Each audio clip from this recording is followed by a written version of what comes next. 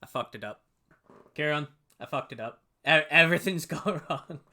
We're live. We're live. It's a disaster. I cut out the theme song midway because I realized that it didn't have the intro up. I haven't memorized the intro. I realized that I was meant to say the intro, so I exited out of the theme song. The theme song stopped playing. I know I'm live. I know we're doing it live, Mobo Boyd. Do it live. We're doing it live. Welcome to the show, everyone. Jeez. I'm off the podcast. We're both off the podcast. This is a disaster. What an absolute disaster, right? No, we're doing this again. We're doing this again, and we're doing it right. Everybody, let's go. Back in your seats. Stations, let's go. Right.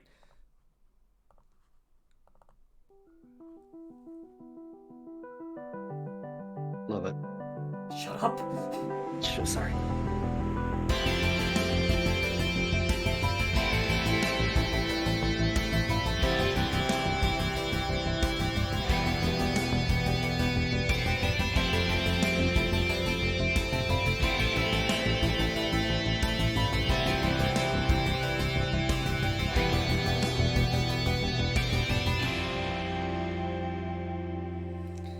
welcome to the fucking podcast, Kieran. How are you? I'm good. That's, in terms of expediency, getting straight to it, that might just be a better intro anyway. It's just straight to the point. No, I'm good, DJ. It's great to be with you here, talking Magic again week to week. Yeah, not much news for me really, man. Been playing some standard, been playing some limited. Got bored, so I cracked open a box of Modern Horizons 2 and played some sealed with a friend with that. So Very good. that was pretty fun. Not as good a sealed format as it is in draft, I gotta say, because it's so kind of archetype heavy. The Modern Master or the Modern Horizon sets that like when you open 6 packs for sealed, you kind of just nothing really comes together, and I wouldn't really recommend the experience, to be honest. But I opened a few nice cards. Got a Fury, got a Murktide Regent, got an Esper Sentinel, got some other stuff. Yeah, so That was going to be my next question. Did you open anything nice? Yeah. So yeah, that's good. Ragavan, but no Ragavan. No.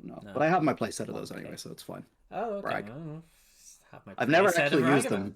I bought them for like 35 or 40 quid because I was like, this card's going to go to the moon. And I think they're like 65 quid now or something, but I've never actually played with them because I just haven't been to a Modern event since then. So, well, in a similar vein, I have my cube that hasn't been played with in a little while. I'm looking at you guys, Cube Society. If anybody from my Cube Society is here, looking at you guys. Very nice. We need to get out cubing again soon. But yeah, I've been buying a lot of cards for it, and they've just been sitting around. Like, I have all my foil old border fetch lands now. Oh, that is nice. Wow. None of the onslaught ones though, unfortunately. Okay. No onslaught ones. But we picked up all the old border like enemy fetch lands. So you've got your Misties, your Scalding Tarns, etc., etc., etc. So they are waiting to be seen and used. And like I pick them up every now and again. And am I a weirdo? I pick them up every now and again, and I look through them like, I own this card. This is a really nice piece of card. No. I do like that. Yeah, no, I do like that. What kind of power level are we talking for your cube, DJ? I'm a cube fan, as you know. So so we could do an episode on this in future, actually. Yeah, it's. I would say that it has no none of the power 9, so it's not like a powered cube. I would say it has like a legacy power level, like a legacy cube power level. Nice. Okay, that's cool. Yeah. So yeah, and we're still deciding whether this is the right thing to do or not, but I like it because I like drafting sweet decks where I get to cast all my spells, but we have 2 of every fetch in the cube. Oh wow, okay. Yeah. So there's been a little back and forth about whether that's actually good or not, but so far I've liked it, and it's good and it's bad for heads up cube. We do a lot of like heads up cubing because getting numbers is a little rough sometimes. So we've only managed to get like an actual pod once, and the rest of the time it's just been 3 or 4 of us. So grid drafting, have you done that before, where you lay out, it's a 3x3 grid of cards, and then one person can either take a row or a column of cards, and then the next player takes a row or column of cards, and then it reverses, and you do that. We do it 20 times. Nice. Okay, that's cool. I've never heard of that. Yeah. Like if you only have like 2 people and you've got a cube, great way to do it. Great way to do it.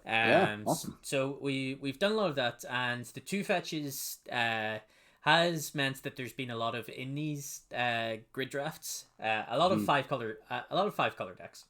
Yeah, just play all your good stuff.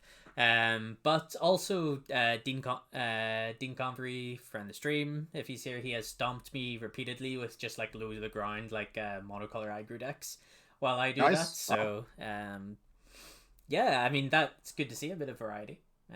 That's cool. Yeah, to me, like instinctually, I would think that's too many fetches, but it depends what else is in the cube and what you want to do with it and all that sort of stuff. So, but no, sounds good. If you do want to power it up, I have some fantastic Chinese €2 power 9 cards in a box over here that I picked up at some point. Yeah. So it was a great deal. €2 for a Black Lotus. You can't go wrong, or $2 or whatever it was. That seems like deal of the century, really. Oh yeah, I mean these fools on AliExpress, they don't know what they're giving away. The cards are worth so much. So Maybe we shouldn't talk about this too much further. But... yeah. But yeah, no. Yeah, as Boyd says, totally legit. Totally legit. Yeah. So what I ended up doing actually, and I think like I really enjoyed doing this as well. It was time consuming, but I enjoyed doing it. I printed off all my proxies on A4 paper. So like, you know, there's no questioning the legitimacy of these cards. They are proxies. Yeah.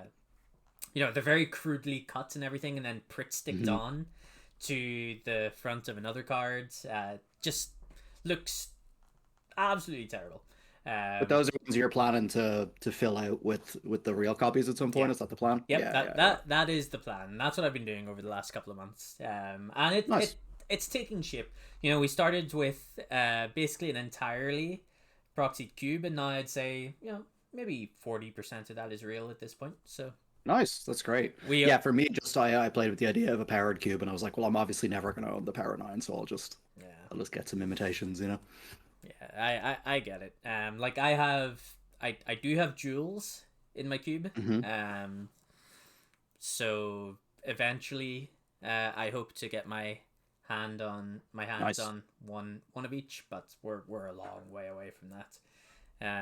The longer that takes, the more expensive they get as well. I know, and I am thinking as well. Like I've probably already spent like £600-700 on this cube. I could have bought like 4 jewels for that. Yeah.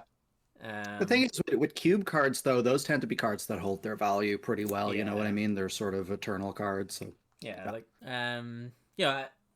in their place, I'm picking up like old border foil fetches. Which are I mean, that should be a pretty good investment too, right? So. That's what I'm thinking. Yeah. So, nice. Pretty cool. Hope to get cubing again soon. Anyway, I got one for you, by the way. If you're if 5-color multicolor is a theme in your cube, is this going to show? Yeah, it was blurred for a second there. It's blurring it out. It's too so tough hot to filter. Too hot for Twitch. Too hot for Twitch. Wait, I'll see if I can turn this. I should turn this. This thing is actually annoying me. This blur anyway. Actually, so give me a sec. I'll turn it off. Voice and video settings. We should just get some like magic theme background or something, shouldn't we? Yeah, there we go. Oh, so General Ferris. Yeah. But it's the sort of sketch version or whatever. So nice. That was part of my degenerate pack cracking the other day. So I'll post that up to you if it'll do well in your cube. I think it's worth like 20 cents or something. So nice. I got 2 prize packs of Modern Horizons from one of my RCQ top 8s. Or double masters. Sorry, it was double masters. And in one pack I got an Urza Saga, and the other pack I got an Esper Sentinel. Both went straight in the cube, and it was a good day had by all. Very nice. Very happy with that. So you said you're playing standard. What have you been playing in standard? Yeah, I've been playing me some Grixis. So for the last, I think last week and before, I've been playing some Red Black. I think I started after last week's Thursday session. I was still playing Red Black for a day or two after that. But I just felt like, and the data backs this up actually. I posted, we can maybe put it in the episode description. I'll put it in the Twitch chat now actually, just so we have it. But mtgmeta.io put up a nice piece of data from a huge Japanese tournament that happened that I think had like 687 people in it. And it's a really nice way to see how the Black X variants stack up against one another. So this was before I'd seen this. I don't think this was up yet. But I realized kind of intuitively that I was beating Mono Black a lot with the Red Black deck. But then I started to play against Esper and Grixis a lot. And I felt like those 2 decks were just kind of going over the top and being a bit greedier than the straight Red Black list. So, and I was like, how much worse can they be against Mono Black, really? So I decided to switch to Grixis. My first time playing ever with Corpse Appraiser. Super fun card to play, especially when every other deck you play against in the meta is playing a bunch of tenacious underdogs that you now have like 7 ways in your main deck to exile that. You know, you got your Trespassers and your Corpse Appraisers. So that's super cool. You got Salkanar in the sideboard, which is a super fun card to play with as well. Very unusual design. So it's like, even though, you're running a lot of the same cards as the Red-Black deck, it was just kind of a nice way to mix it up in what is a pretty narrow meta. So I've been enjoying Grixis a lot. So we do have it on screen, actually. I did pull it up there while cool. you were speaking. It probably looks a little small on the screen. I've tried zooming in. It's not working. I apologize. Oh, just click open original there. Oh, I thought Yeah. potentially. Yeah, okay. Here we go. So yeah, that looks much better. Yeah, And there I you can go. make this even bigger. So yeah, we've got the matrix on screen here as well of how those results kind of panned out. Grixis, which is the deck you've been playing. Yeah. If we are to trust these results, what do you have to say about these poor matchups against the other black mid range decks? Yeah, not ideal. So you're still beating mono black apparently, and you're beating black red. Yeah, Is the second last one in the column and there. those are probably the two Um, most popular variants currently. yeah, and like it's kind of crazy that you lose so badly to Esper. That actually hasn't been my experience in a pretty small sample size, but I've been running into these Esper decks that are running like the Disturb package of like a couple of creatures and stuff like that. Yeah, So like maybe that's Danik and maybe stuff. yeah, so maybe that's just like weird Esper decks I've been playing against, but definitely like I can see that being a bad matchup. And yeah, having a good matchup against Reanimator is nice as well. You can see which actually our results bore out from the last Thursday stream that Rakdos actually does lose Yeah, the to the Reanimator. Reanimator deck. So that kind of makes sense too. So yeah, I just thought I'll just go for a bit high power level, slightly less consistent.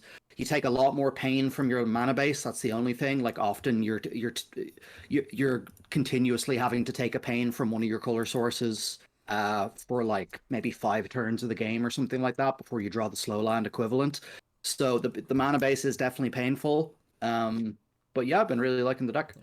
I have to say, I've been playing Grixis a little myself. I ended up Mm. switching off it to mono black. But Corpse Appraiser is a hell of a card, and it's really really good right now, especially whenever there are so many tenacious underdogs running around. Yes, Like there's exactly. nothing better than Corpse Appraisering a tenacious underdog, getting yourself a card, like maybe milling some of your own tenacious underdogs. Yeah. Yeah, it's Uh, also nice afterwards to just have a vanilla body that you don't mind sacrificing to Liliana or Invoke Despair very much. yeah. And also really good with Kiki Jiki. Yes, extremely good with Kiki Jiki. Yeah, and Extremely this good. deck, for some reason, I've actually found myself going long and getting to grind people out with the Kiki Jiki stuff a lot more than in straight red black. I'm not sure what's causing that, but yeah, it's kind of interesting. So the list I'm playing has 0 copies of Liliana, and a couple copies of Invoke Despair, but Invoke Despair doesn't seem kind of nearly as good as it does in straight black red or in mono black. So yeah, you're much more reliant on kind of the corpse appraisers and stuff like that. But I mean, that's why you're playing the third color, right? So it Yeah, makes sense. yeah, does make sense. Yeah. Yeah, I alluded to the fact that I've been playing mono black recently. I really, really like mono black. I haven't come across a matchup yet where I feel absolutely terrible about Mm. it. Yeah. Like the deck has a lot of grinding power. Like having the payoffs of being able to play 4 copies of Invoke Despair and 4 copies of Evolved Sleeper Hmm. is huge. Evolved Sleeper demands very quick removal spell. Before it takes over the game. Yeah. I do find with my Evolved Sleepers though, like I'm never aggressively like putting all my mana in, putting all my eggs in one basket, you might say. Um, Hmm. but it's just there and it's a threat that the opponent has to do something about. Uh, really, Yeah, really, I think it depends on the flavor of kind of matchup you're playing against. Like red black is going to have the most removal spells, roughly speaking, and then like Esper, Grixis, and Jund are going to have fewer removal spells, so you can yeah, be a bit greedier with the evolved sleepers. Maybe that's kind of how I maybe. would look at it. Um, yeah, as long as you're playing carefully and you're not like just jamming level 1 into level 2 into your opponent's like 3 open mana, Yeah, that's yeah. suicidal. Hmm. So don't do that. But yeah, been really impressed with Evolved Sleeper. Graveyard Trespasser itself still a good card. Who'd have thunk it? Yeah, I would love to be casting Corpse Prison in that spot, but Graveyard Trespasser will more than do the job. And then obviously the 4 copies of Invoke Despair, huge. The deck just you never feel like you're completely out of it You know, whenever I was playing against Mono Black, I would always put myself in these positions like, okay, there's absolutely nothing they can do, and then they would just start chaining cards together. Like, it usually always starts with Invoke Despair, because Invoke Despair is one good answer in and of itself, which draws into more answers. I remember there was a standard format where a lot of people cast is it Mind Spring was the X blue sorcery draw X cards. Sphinx's Revelation was a good one for it as well. You know, after you cast the first Sphinx's Revelation, you're going to draw more Sphinx's Revelations. Invoke Despair has kind of felt like that for me as well.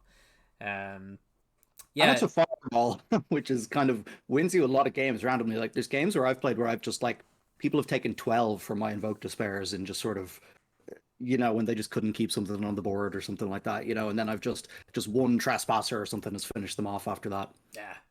I have definitely won games where I've just jammed multiple Invoke Despairs, and all of a sudden their life total is very low. And another card that has really impressed me, Reckoner Bankbuster.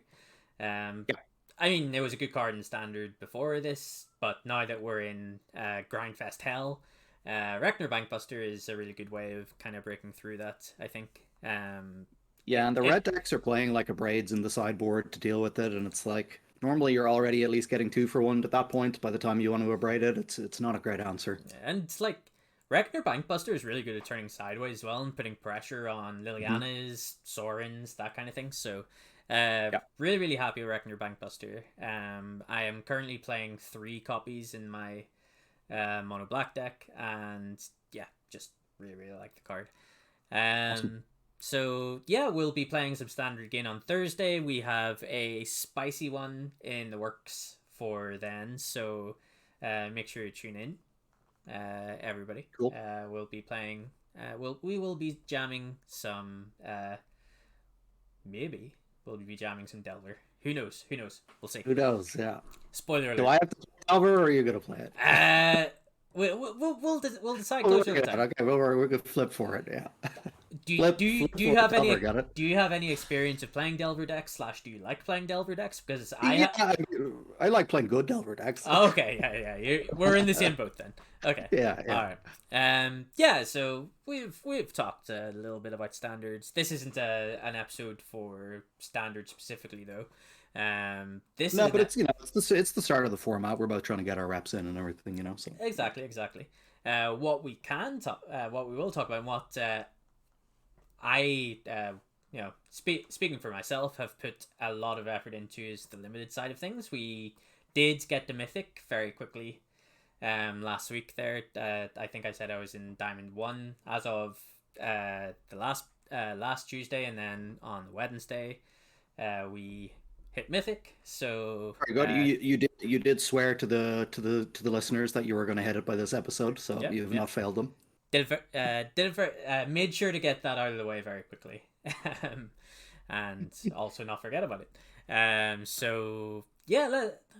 We have curated a list from the community and from ourselves to talk about this week. We're not going to go through every card. There are some cards where it's just like, well, obviously this card's really good, like Archangel of Wrath as an example, or Shieldred, which is another Standard All-Star.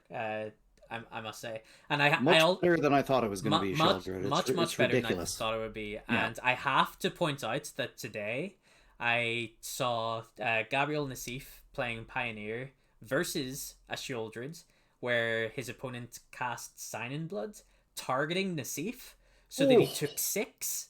Incredible. I and love died. It. Yeah, brilliant. Had to bring that up. Let's take a look at this tier list then, shall we? Absolutely, bring it up there. Yeah. Mobo Boyd in the chat says, I presume this is not the time to bring up several Delver misplays in high-level events. I presume that's towards my co-host here. Who has ever misplayed with a Delver deck around here? In these parts, it's never happened. Absolutely never happened. What I will tell you is Samuel Costello, if you are listening, former WMCQ champ. So, great Magic story. He's playing against Steve Madden in the final of a WMCQ, and he's playing Delver. And Steve is playing Birthing Pod. Steve is on 1 life. Okay, Steve is on 1 life. Sam casts the card Ponder and looks at the top 3 cards. Of these 3 cards, there is a Restoration Angel, there is a Gut Shot, and there is a Vapor Snag. Right? Okay. The Restoration Angel, there's a Gut Shot, or there's either a Gut Shot or a Vapor Snag in the graveyard as well. So, all 3 of these cards kill Steve on the spot. He's dead. Yeah. Sam looks at these 3 cards, tanks, shuffles them all away, draws a Vapor Snag, and kills Steve anyway. Wow. That's like the ultimate still had all these, or like didn't have all these, but now I do, or something like that. There has to be a special phrase for that. Absolutely unbelievable story. And yeah, Steve hasn't really lived it down. Not that Steve did anything wrong in this scenario. He probably Jedi mind tricked Sam to shuffle those cards away. He did everything he could. Yeah. No, still drew the Vapor Snag. Oh yeah, Vapor Snag guy. I may have told this story on the podcast before, but a friend of the show, Eamon Sharpson, and I were playing some vintage Cube. I was in his house. We were having some nice cups of tea, playing some Moto on a laptop. And so we had Ancestral in our deck. We had Mystical Tutor in our hand. End of the opponent's turn. I'm like, okay, let's go get our Ancestral. Search, get the Ancestral, put it on top of the deck. And then Eamon's like, oh, okay, and we should crack our fetch now as well. I'm like, no, slow motion. Cracks the fetch. This is the worst part. Gets a Tundra, not even a Shockland, so there's literally no reason to do it under the opponent's turn. And I'm just like, Aaron, what have you done? And he's like, no, I forgot, I didn't realize. Go to our draw step, and we naturally draw the Ancestral Recall anyway after the shuffle. Incredible. So must have been the most tilting thing ever for the opponent. I think we were hellbent at the time, too. So, great stuff. So yeah, we've got our Dominaria United tier list here for limited. My experience, I think I was in between the 15 and 20 draft range before I hit Mythic. I'm not sure how many drafts you've done, but you've done a few, Kieran, haven't you? Yeah, somewhere I'd say maybe 15 or something like that, and I think I was like Platinum 1 or something like that, but I haven't drafted in this week so far. Yeah, sure, but you have a good knowledge of all the cards. You have a good idea of what maybe considered good, what may be considered bad. We have our opinions on some of these cards.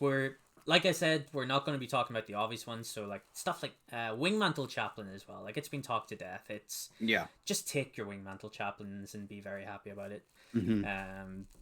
That kind of thing. We're going to be talking about more cards that I have seen people playing against me that I'm like, why? This card isn't good, in my opinion. Maybe somebody in the chat has a good argument for some of these cards. Maybe you have a good argument for some of these cards, Kieran, because I have chosen some cards that I have heard you specifically say this card is good. Okay, nice one. And I disagree. So fair. We can absolutely chat about that. So without further ado, because we do have quite a few here, let's get started.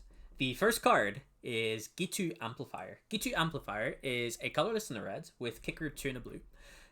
Whenever Gitu Amplifier enters the battlefield, if it was kicked, return target creature an opponent controls to its owner's hand. Whenever you cast an instant or sorcery spell, Gitu Amplifier gets +2/+0 until end of turn. So, Gitu Amplifier feels like the type of card that should just be really, really good, in my opinion.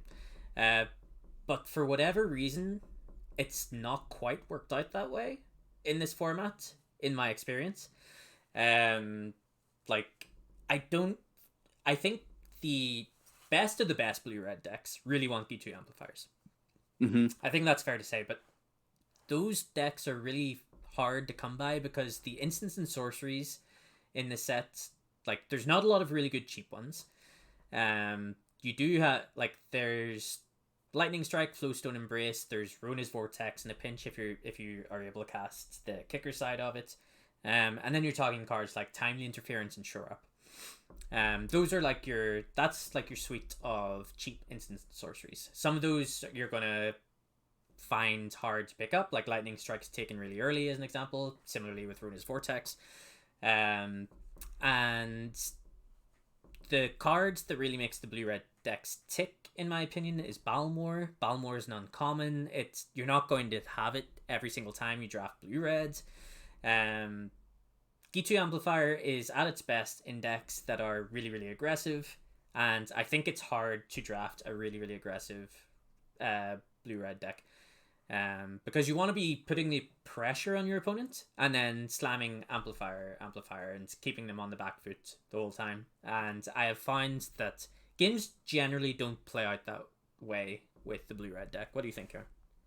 I pretty much agree. I think like if you have Balmor in your deck, it's like instantly puts the card up a grade or a grade and a half essentially. And like if you have a Balmor in your deck, and especially in your opening hand, I think you're happy enough to like play this on 2 even. And just start getting in once you play the Balmor, because like it's getting +2/+0, it's getting +3/+0, right? And trample every time you cast an instant or sorcery. So like if you have 2 of these and a Balmor on the field, it's very easy to like get a sort of like Kiln Fiend-esque quick kill on the board like very quickly. But like you say, that's a lot to ask for, and without the Balmor interaction giving it trample, it's probably just going to trade for something after you've had to work to set it up. And it's not going to be great. The 5 mana is just like an awful lot to get to in this format as well. Like it feels a lot rougher than what was the just the blue bounce spell with kicker in the last Dominaria is Tolarian something. It was like a 3/2 for 3 with kicker 2, and if you paid the kicker, it bounced something. But that card is kind of the equivalent of this card in this set, and that card was a lot better. Like it was only in 1 color for one thing. Blue was the best color in that set. It was super deep at common level, so you were much happier to play that. Having to only play this in blue-red and still have to put some work behind it to make it decent, yeah, I would say this card is a lot worse than I thought it was at first glimpse. Yeah, so rating wise, where are we thinking? I think it's like it's not really bad. Like I think it's like a C. Yeah, I think C is fair. Like it could push B, but I think B's reserved for probably like better cards. So I'm pretty happy with a C for D2 Amplifier, as it has worked out. I probably never want to take this card before like 6th or 7th pick in pack 1 is kind of how I would think about it, And I think the community's kind of sussed it out as well, because I towards the end of my drafting experience, like I saw this card routinely going between like 10th and 15th. So then again, I got a 14th pick Lightning Strike in one of my last drafts, so yeah, but you said Lightning Strike sucks, so that's true. Okay, I've kind of gone back on that a little bit. It's quite good, but we've walked it back. Okay, next card. Iron Benalia's Ruin. So has Menace, and it's double white black 3/3 with Menace. White and a black tap, sacrifice another creature, put a +1/+1 counter on each creature you control. This card, I did talk about this last week somewhat, where I think this card's like kind of in a weird spot but it's not the worst spot to be in either, where it's good at attacking, being a 3/3 menace creature, but it also wants to not attack to activate the other ability to pump the team. It's not the worst position to be in, obviously, because you're always going to choose the one that benefits you the most in any given scenario. I think Aaron is less important than the other white-black multicolor uncommon, Ellis Ilcor, I think it's called. We'll talk about soon. But I don't think the card is really good, but I don't think it's really bad. I think it sits somewhere between B and C. The thing about the second ability is that you really need cards like Captain's Call in your deck, or Phyrexian Warhorse to get the most out of it, and I'm not a huge fan of either of those cards, really.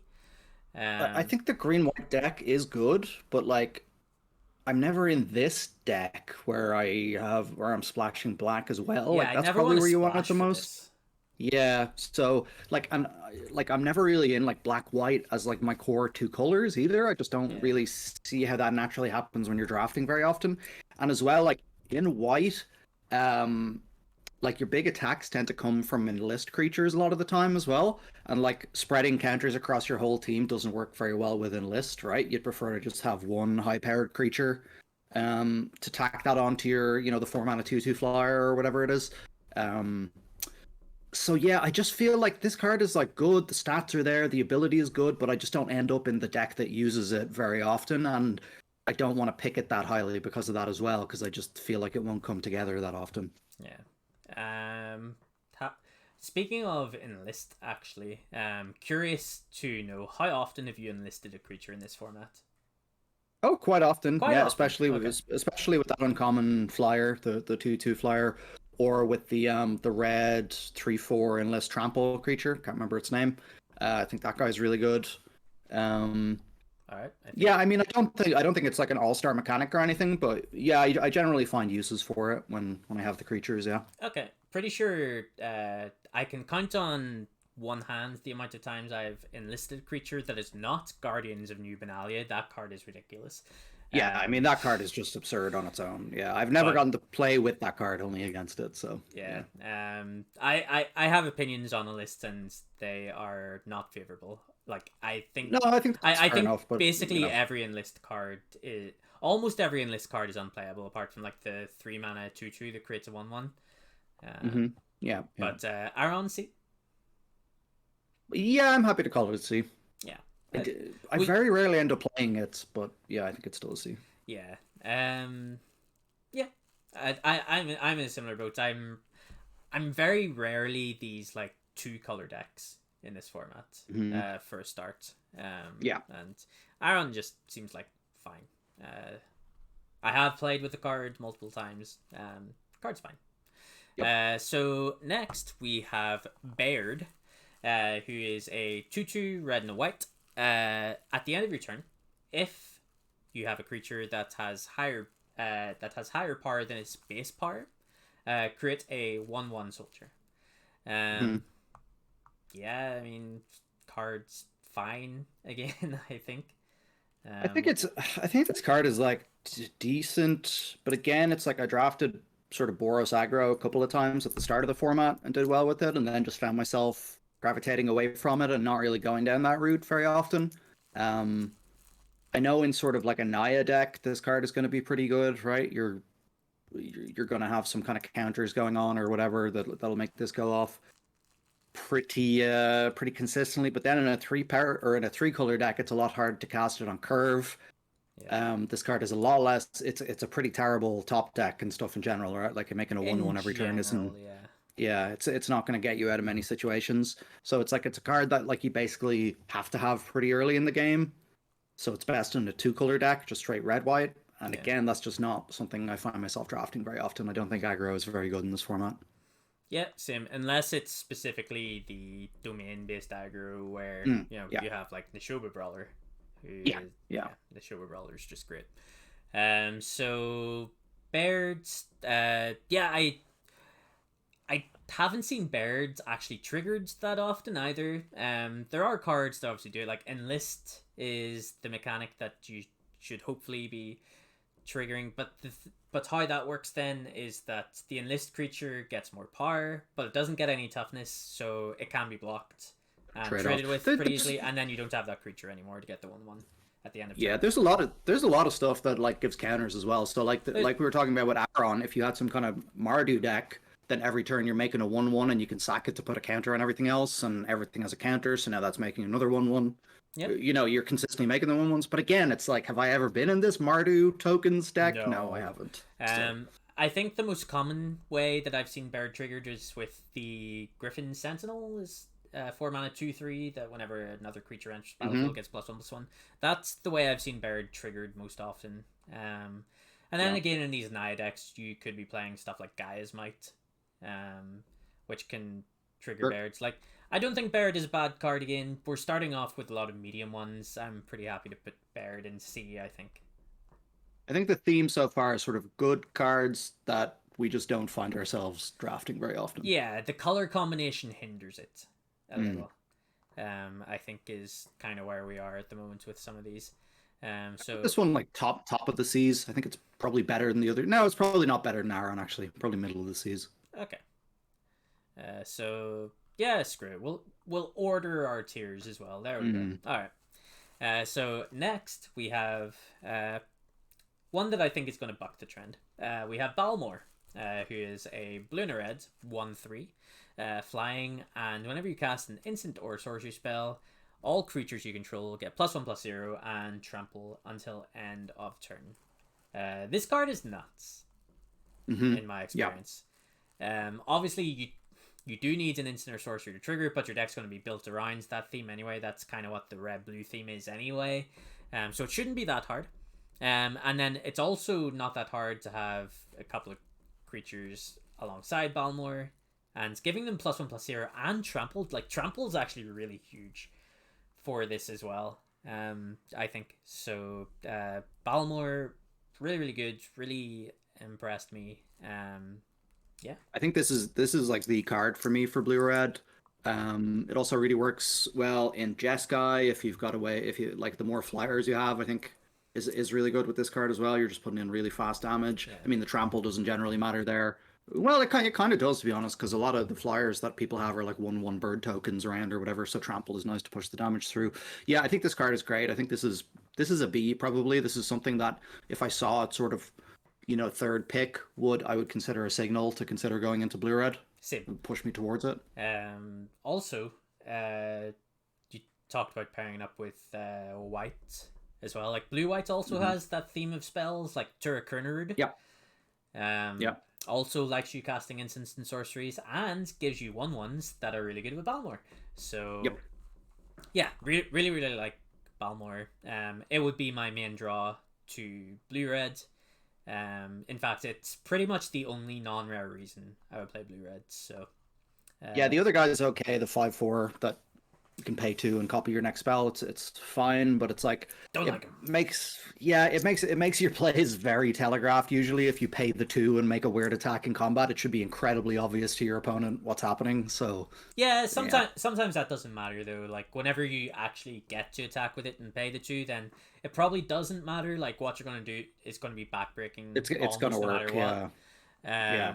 But no, that's true. The problem, we'll talk about it when it comes. We'll talk about it when it comes. Okay. Yeah. Because we do have that one here as well. So next card is Linebreaker Baloth. 3 green, 4/5 in list, and can't be blocked by creatures with power 2 or less. This is just a guy, and just a guy, while good in some limited formats, has not impressed me in this limited format. Whenever I refer to cards with like just a guy, like, they are, the whole thing about them is their stats.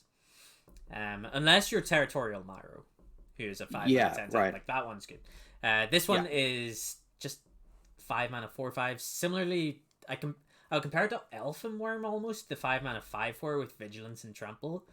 Like, probably prefer to have that. Yeah, it's just a body. It's just there. I've never been threatened by a Linebreaker Baloth on the other side of the table, and I've never been impressed with it when it's on my side of the table. I'd much rather have something synergistic, impactful, and yeah, this is the kind of card that I think could have been good in other limited formats, but not this one. What do you think, Karen? Yeah, totally agree. Like, this is not a good enlist card, I don't think. If this is the type of card that you're talking about where you didn't like enlist, I think it's pretty useless on this card.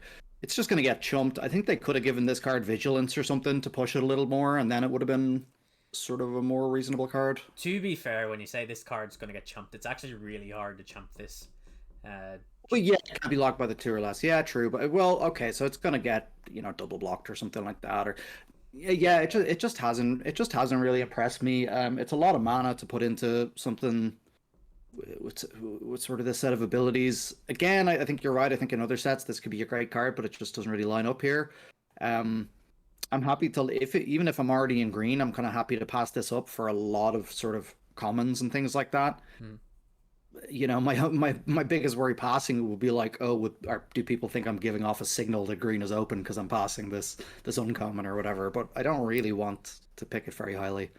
Oh, I agree. So where are we going with Linebreaker Baloth? Are we D or is it a contender for Poop Emoji? I don't know if I can call it poop emoji. Yeah, I don't think it's that bad. Like, I would play this as like a 23rd card. I think these could be considered filler, and then the Yeah, poop emoji, like, I am never putting this card in my deck. yeah, I'm happy to call it a D then. As Okay. I said, yeah, the worm, the Elfhame worm, I'd kind of be that's probably a D as well, but one I'd be happier with. Yeah. Vigilance is a really good keyword. It is, yeah. All right. So next we have Vortuk Bone Rattle. 4 black and a green for a 4/4. And Domain, when it enters the battlefield, return target creature with converted mana cost X or less, where X is the number of basic land types you have in play. So I'll let you take this one first. What do you think of Vortuk Bone Rattle? Yeah, I really like this card. I tend to be playing this. If I tend to be playing this, I tend to be like at least 4 colors. And to be honest, like if I'm playing Domain, I usually take the lands high enough that I have a pretty consistent 5 colors. 6 mana is a lot to get to. You're not usually playing like you're playing like a Slimefoot Survey or something, but you're hopefully not playing the 3 mana Rampant Growth with the white kicker. Can't remember the name. Search or Search the something. Wilderness, I think. Yeah, something like that. Yeah. You're hoping not to play that card. So 6 mana is a big ask, and like if you get there, you tend to be in kind of a board stall. So you're gonna be hopefully having to get something pretty impactful back. But like in the late game, this is pretty backbreaking if you get back a rare or like a good flyer or something like that. Um, yeah, I really like this card. I think this is one of the good payoffs for being in the domain deck. So I'd probably give this a B. Yeah, I really, really like Vortic Bone Rattle. I want it in all of my domain decks, like all Hmm. the time. Like, you haven't lived until you have brought back a Wingmantle Chaplain with the Bone Oh, Rattle. oh my God. Like, Yeah. that's disgusting. Even bringing back a Frostfist Strider, I have done a few times, which is really, really Mhm. good. And locking something down. And I've brought back like Neshoba Brawlers. I've brought back Phyrexian Ragers. Like, this card is like, I want it in every single domain deck. It has never ever been bad. It has won me multiple games, brought me back from the brink in multiple games. Really, really like this card. Yeah. I think I'm biased because I have a preference towards the domain decks, but I would rate this higher than Balmor in the B tier if we're ordering Yeah, our tiers. definitely. Yeah, absolutely agree. Yeah. Great. I love it. Right. And this Going, can go in multiple decks technically as well. You don't have to be 5 color domain. You can be like green, black, X, and it's still going to be a decent role player. So yeah. Okay, next we have Crystal Grotto, which is the land, and when it enters the battlefield, you can scry one, taps for colorless mana, and one tap the Crystal Grotto and add 1 mana of any color to your mana pool. So this is one of the ones that I was talking about earlier where I said I see people playing this card against me. And I don't think they should, because the card is really, really bad. I think this card is terrible and should go in absolutely zero of your yeah, like domain decks. It doesn't yeah, contribute a basic land type, for one, so it's potentially taking away, or it is taking away a slot from even like a basic. Like, playing a basic is better hmm than this card in your domain decks. Just yep, has to be. Um, I would much rather play this card like if it existed, for example, like mono red, like, in like your actual 1 color decks. Like, this card is probably fine. Oh, where you're just splashing the kickers and stuff. Splashing the kickers and getting the scry one, like, yeah, that doesn't Yeah, seem unreasonable to me. So, but playing this in your 5 color decks, absolutely not. No, no chance. I've never considered putting this in a deck. Yeah, I don't think I've ever drafted it over any filler card, and I don't think I've ever considered playing it in any deck. Yeah, it's completely useless in my opinion. yeah. Do not play Crystal Grottos. This is public service announcement from the Pocket Gist podcast. Do not play this card. Can we put this in poop emoji? Oh yeah, Oh yes. this is Here the we go. definition. This is the reason for that category, probably. I mean, if you look at the art, it doesn't look like there would be that much poop in there, but we will fill it with poop. There we go. Yeah. A Pocket Chase is exclusive, filling the grottos with poop. Deathbloom Gardener, moving swiftly on. 2 and a green 1/1 with Death Touch. Tap, add 1 mana of any color to your mana pool. Do you want to take this one? I don't have much to say about this card. I think the only deck you would play it again is probably some kind of green black X deck where you're playing some kind of grindy green black stuff and you only have kind of a few things here and there to splash in a third color or kicker costs or whatever, and you don't care about domain, which is not a position I find myself in very often. Not a card I've ever taken very highly. I think the few times I have taken it and thought it was close, I think I've always ended up thinking I made the wrong decision doing it. 3 mana is a lot for a 1/1 Death Touch in the stat line. Just, yeah, don't like it very much. Never really had a reason to play it. Yeah, in a similar boat, I don't think this card is completely unplayable by any stretch of the imagination, but it's also not very good. We are in a limited environment where we have common dual lands that contribute to the domain mechanic, which are just way better. And it's not that hard to get enough of them where you don't need this taking up a slot in your deck. Is just generally too expensive for a mana to work as well. Yeah, you know, generally so. Like I've been okay with this deck, with this card in decks that have like multiple copies of Bite Down. Like that's reasonable. So yeah, I don't think this card is unplayable by any means, but also not good and easy D. Yeah, I'm pretty close between Poop Emoji and D, to be honest, but I'm happy to go. It's clearly leagues better than Crystal Grotto, so yeah, there has to be some kind of line there. Yeah. All right, so next one we have, I think it's called Shimmering Djinn. I am going to have to look up this one. I apologize. I think it has been a while since I've cast it, but what I can tell you is... the 6-drop, is it? Yeah, it's a 6-mana 4/4 flyer. Djinn of the Fountain. Djinn of the Fountain, thank you very much. Djinn of the Fountain. Flying, whenever you cast an instant sorcery spell, choose one.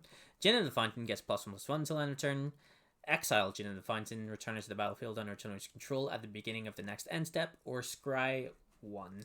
So, yeah, I think the problem that I have with this card, like, I thought on first reading of this card, it seems very good. But we've already talked about the problems of the blue-red deck, which is where this card probably most naturally fits into. Just not being great. This costing 6 mana makes it really hard to follow it up with a spell in the same turn to like pseudo protect the Djinn as well. So like waiting until 7 mana to keep up like a timely interference or something. Not really doing it for me. If you get to untap with it, then fair enough. But I also find that my spells at that point are kind of spent as well.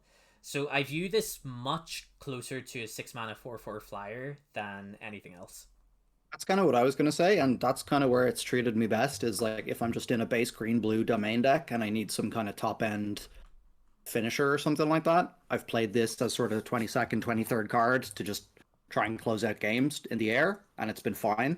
And I just haven't really worried about the abilities that much.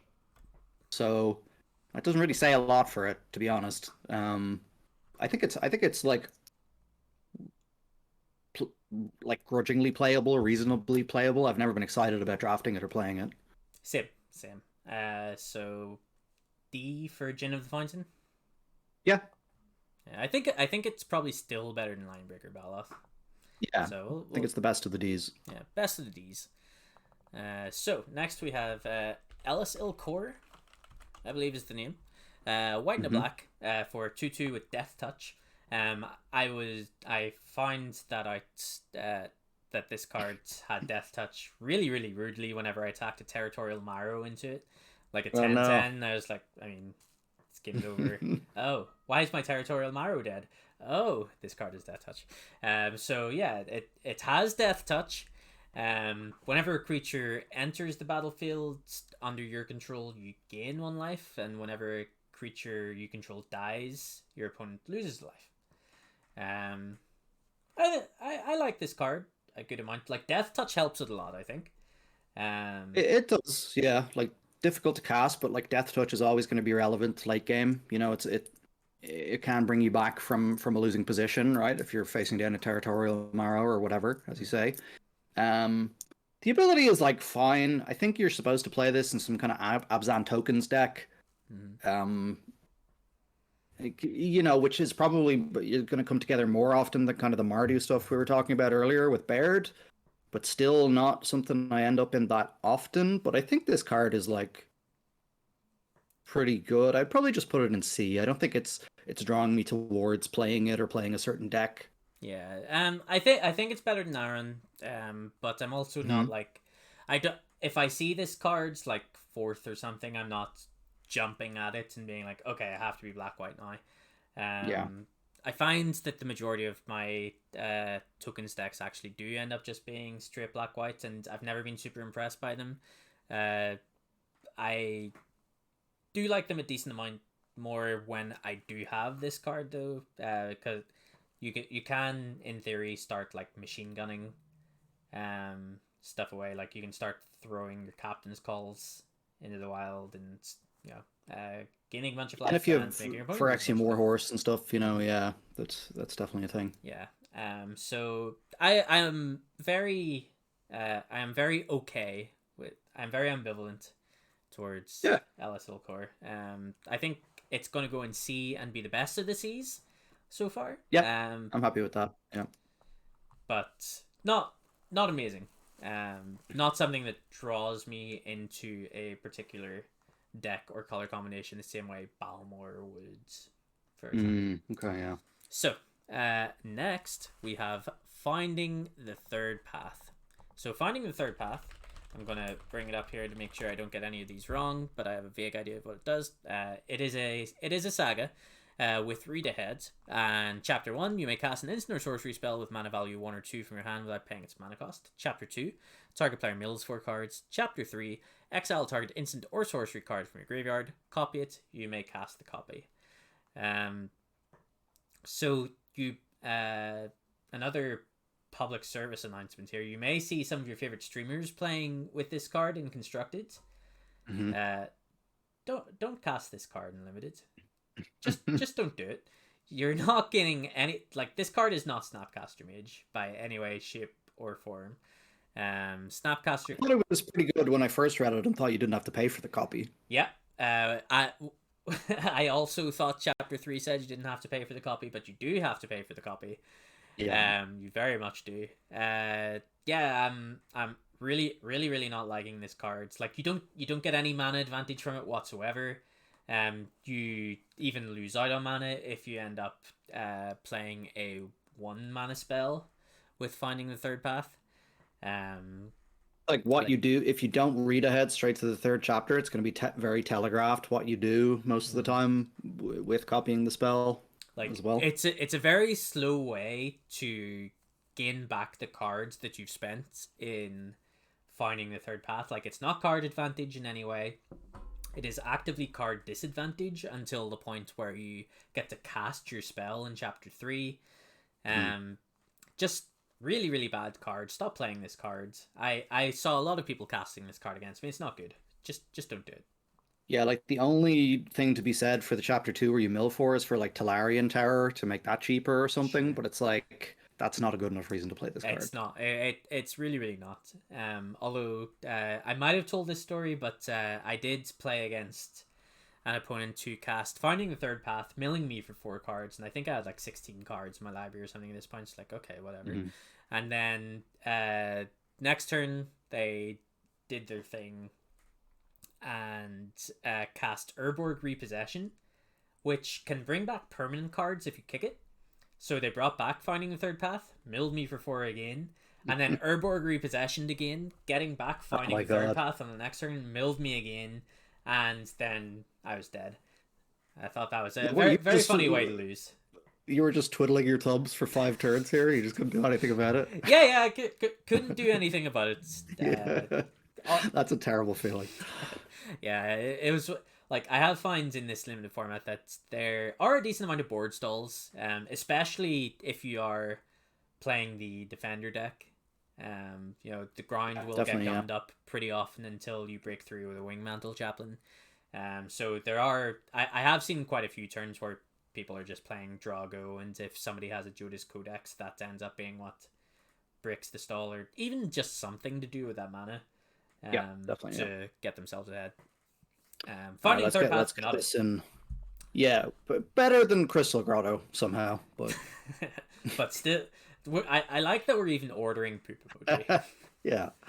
All right. So next card is Gaia's Might. This is the old art for Gaia's Might from Invasion. Couldn't find the new art in the just art form. But Gaia's Might, for anybody that doesn't know, single green, instant domain, target creature gets +X/+X, where X is the number of basic land types among lands you control. Gaia's Might, if I remember rightly in previous limited formats, has always been like just fine. But previous formats did not have common dual lands with basic land subtypes. And now Gaia's Might is routinely like single mana +5/+5. And that was good enough for Constructed for a while. Like you would play a copy or two of Gaia's Might in your Domain Zoo decks from back in the day. And yeah, Gaia's Might in this limited format routinely +4/+4, +5/+5. And I've been really, really impressed with Gaia's Might in this format. For me, I think I generally prefer having, I can't remember what it's called, Colossal something. It's the Gruul one. It's got the red kicker. Colossal Growth. Really? Colossal Growth, yeah. So that gives +4/+4 and Trample and Haste for 3 mana. And I find like in the domain decks, it's like the Trample is something I value more than the like 1 or 2 points of extra stats. Or like 1 point of extra stats more that you're getting from the Gaia's Might. I know it's a lot more mana, but I tend to be playing these cards in like big board stalls where like it's coming down to just trying to break through with a creature, and I don't really think 5 rather than +4 is really making the difference to me that much. And I've definitely lost a lot more often to the Colossal Might rather than the Gaia's Might. Interesting. Okay. I would argue that it's been the other way around for me. But smaller samples, the relatively small sample sizes on both sides. Like I have no problem with Colossal Growth whatsoever. Actually, I think that card. I've been impressed with pump spells in general in this format, to be honest. For whatever reason, I think Colossal Growth is good. The green ones, anyway. The red one, Furious Bellows, I'm not a fan. Not buying. But I just checked on 17 lands, by the way. But Gaia's Might does have a better game in hand win rate than Colossal Growth by like 4%. So it does win more games when you draw it over their sample. Yeah. But I definitely see your point and take it on board, and I do like Colossal Growth a decent amount, but I have been really, really impressed with Gaia's Might. I do find, especially in like the green-white tokens decks, where you're going pretty wide, and then a couple of creatures are going to get through, and then all of a sudden you're just going to obliterate them from nowhere. So yeah, really, really like Gaia's Might. I'm not sure it. Going by the definitions we've kind of set ourselves here, I don't think it gets into B. Just because, like, if I see a Gaia's Might, I'm not going to think, oh, I'm definitely the domain deck. But I like it. And in terms of pick order, like, even if I was looking out for one in my deck, I would imagine that I could always pick one up whenever I wanted during the draft. I wouldn't be taking it over too many cards. Yeah. So, what do you think? C? Yeah, happy to call it a C. Yeah. Top of the C's. Very good. Yeah.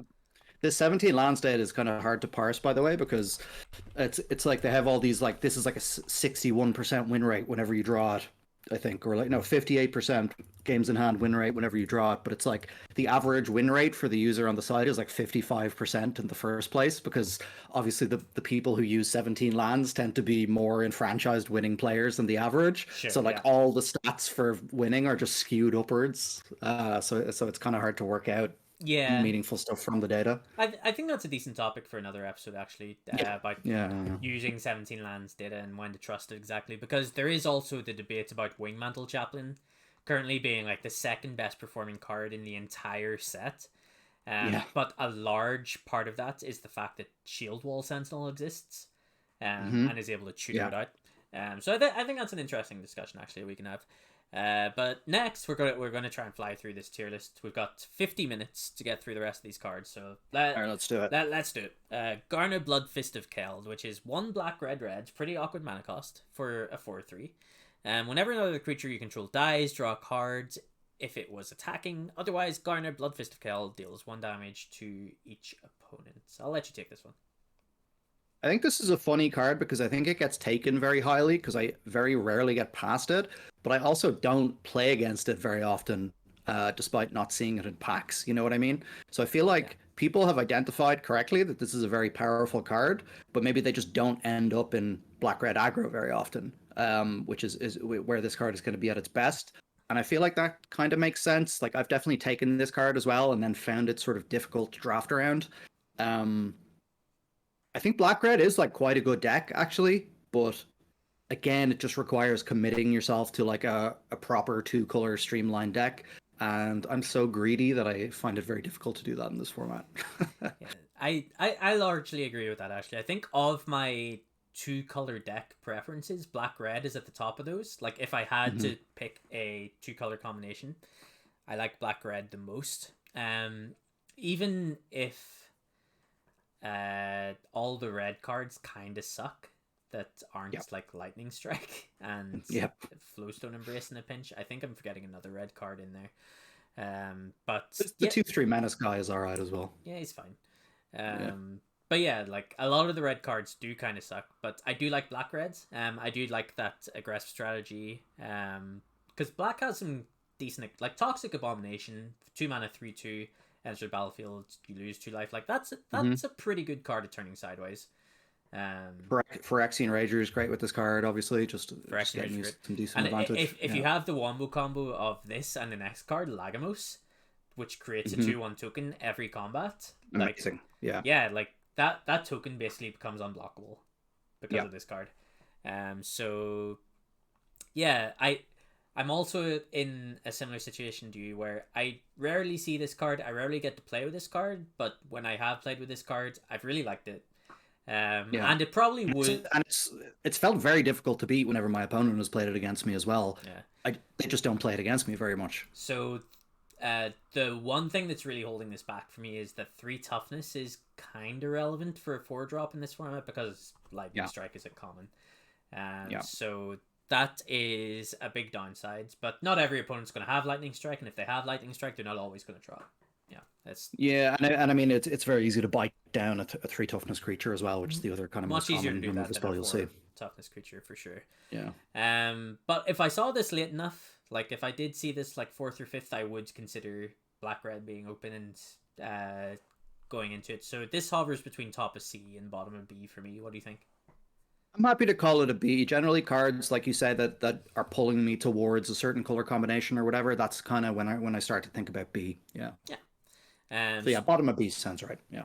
Cool. So similarly with Lagamos, then, this card I think it's really good in one deck, which is obviously black red, the aggressive black red decks, and it's not very good elsewhere. So for anybody that doesn't know, Lagamos is 1 black and a red for a 1/3. At the beginning of combat on your turn, create a 2/1 with haste, and sacrifice at the end of turn. And it also has an ability that I've never seen triggered, which is tap and demonic tutor for something, I believe, but only activated if 5 things died this turn. Yeah, I've seen it happen in sealed in my pre-release, so it's definitely more likely to happen in sealed, I think, because it's sealed. And then I think I've triggered it myself once in draft as well, though I can't quite remember how I managed to do that. It seems like something I might have dreamed, but I'm pretty sure it happened. So I have seen people play this card against me in their domain decks. I even saw it happen today with a friend of the stream, Chris Kane, who was playing it in his black-green deck, splashing for it. Like, why are we doing this? This just doesn't seem very good. Then he showed me his other options. It's like, okay, fair enough, you've got nothing to play over this card. But this card is really good in the black-red decks, but not good anywhere else, is my feelings on this matter. Totally agree. I mean, it's good. Like, again, you could be Mardu, and you could have what's it called with the dies trigger that we're talking about, the 2/2 death touch Ilkor guy. Yeah. Oh, it's okay there and stuff. There are little synergies with this card that make it a little bit better, but so I think you got to look out for those as well. Works. Yeah. So there is stuff like that to watch out for, and I think that's not so bad. Or like Phyrexian Warhorse, even maybe in a pinch or something like that. Yeah. So I like this card. Yeah. Yep. I am less drawn. If I were to see this late, like fourth or fifth, I'm less likely to think like, oh, I should definitely do this. But I also think it's better than Gaia's Might. So again, I think we're looking at top of C or bottom of B. Yeah, I'm happy to say top of C. I wouldn't call this a B. Cool. Gaia's Might does not want to be replaced. Oh. There we go. Sorry, Gaia's Might. Nope. All right. So next card we have on the list is Lightning Strike. We have to eat crow pie on this one, unfortunately. I do remember we had a discussion about this semi recently, and Kieran, I believe the words were what card would you have taken over Lightning Strike at the time? I said the Root Wallow. What's he called? Yeah, Sunbathing Root Wallow. Yeah. You would take Sunbathing Root Wallow over Lightning Strike. Now, I will say in my defense, on 17 lands, there's only a 2% win rate difference. So Lightning Strike has a 59% win rate, and the Root Wallow has a 57% win rate. But Lightning Strike is obviously just more flexible, more versatile, is easier is less committal for the draft. And yeah, I recently had a draft where some blue-red deck managed to copy it a bunch of times, and I think they Lightning Strike me like 4 times and killed me from 12. So that was pretty nice. But yeah, this card's obviously just great. I think the thing is as well is like, because I was so domain focused, I was thinking that it doesn't kill a lot of important things in the format. But now I think that the domain decks have become a little bit more contested, and you're seeing kind of more variety, and I'm having to go into different decks. I'm like, oh, and everything except the domain decks, this is killing basically everything relevant. So yeah, Lightning, it's just really, really efficient for what it does. It kills your opponent sometimes as well. Yep. What's not to love about a Lightning Strike? Cheap removal, does what it says on the tin. Really, really like it. Easy B, I think. And I do love me a Bortuk Bone Rattle, but I think I have Lightning Strike above Bortuk. I think this is just top of the Bs, probably. Yeah. Yeah. I think so too. Bortuk also doesn't want to be moved, but Bortuk, let's get out of here. Alright, next card is Love Song of Night and Day, which is a 3-mana enchantment saga with read ahead. Chapter 1, you and target opponent each draw 2 cards. Chapter 2, create a 1/1 white bird creature token with flying. And Chapter 3, put a +1/+1 counter on each of up to 2 target creatures.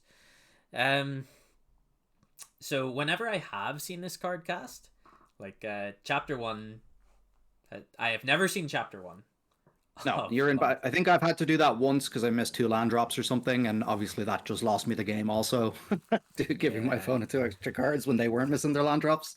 Like, so yeah, you may as well just look at it as only having 2 chapters. Yeah, like unless you can deck your opponent. Sure. Chapter 2 and Chapter 3 are both underwhelming, in my opinion, especially for costing 3 mana. Like 3 mana for a 1/1 bird, which has the chance to become a 2/2 bird. I mean, it generally will. Let's be honest; it's rare that it generally will. Like we live in a world now where people aren't happy to be casting 3 mana 2/3 flyers. You know. True. Yeah, but the other case as well. I think this card is like you probably actively want to copy in green-white tokens, and probably not really anywhere else, is what I would imagine. Yeah, maybe in blue-white flyers as well.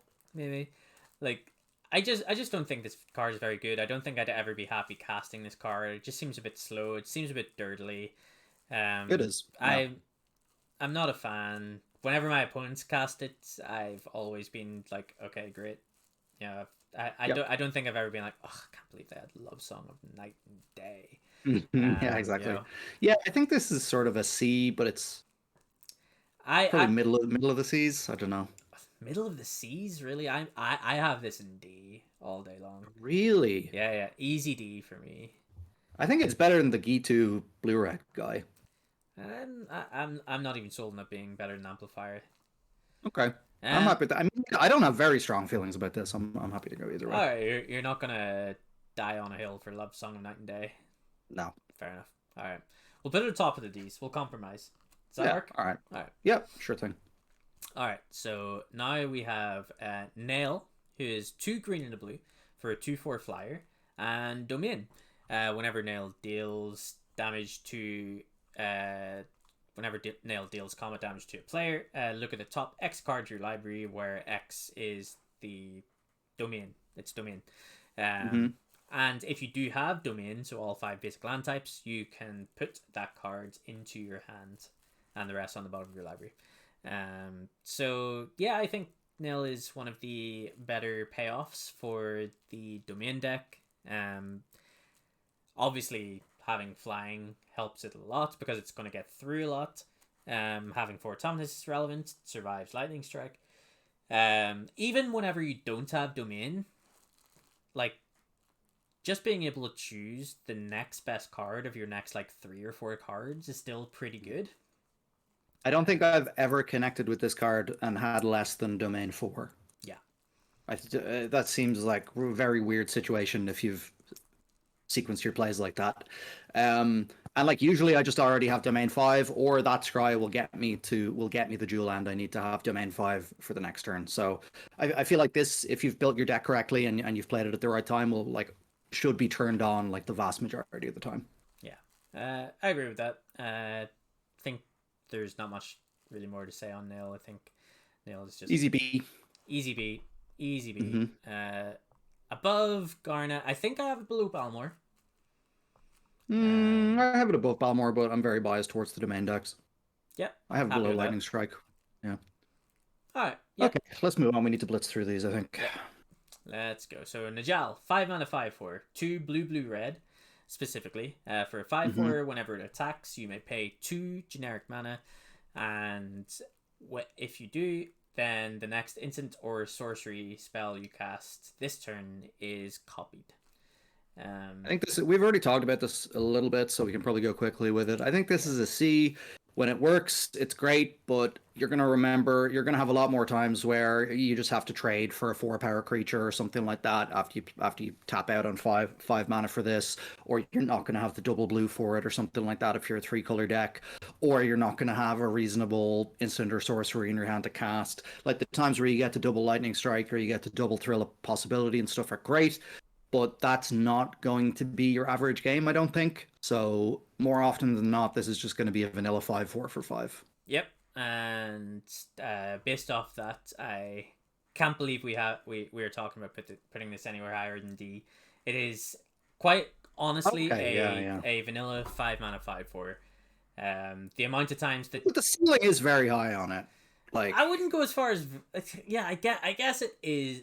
Yeah, maybe the ceiling is very high, but like that, there are a lot of things that need to go right for Najal, including you having a good instant or sorcery to actually copy and getting to attack with it in the first place. Yeah. So. Yeah, for me, I'm still calling it a C. Like, I feel like D is a bit harsh. I don't know. All right. I think it's again like probably bottom of the C's or second last. All right. Well, we'll put Najal here, and move on to Queen Alanal, cool. Who is green double white or double white green. It's double white, yeah. Double white green. Let me double check that so we don't get roasted in the comments. Yeah. It is Queen. What is it called? Alanal. Yeah, double white. Cool. Double white green. Whenever you if you would create a token, or whenever you would create a token, create an extra 1/1. Mm-hmm.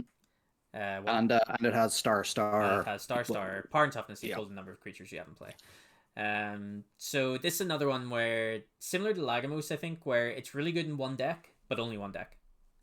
You're not playing this in any other deck other than your green-white tokens deck. Which I think green, like, I'm very high on green-white tokens when it comes together, so I quite like this card, but it is not flexible, not versatile. No. Yeah. So similar to Lagomos then, so we probably do have it in C. I'd probably have it as a high C. Yeah. Like it's an absolute gift if you're in green white and you get past this. It really does give a big power boost to the deck. But it's kind of tough to pick highly because it only goes in the one deck.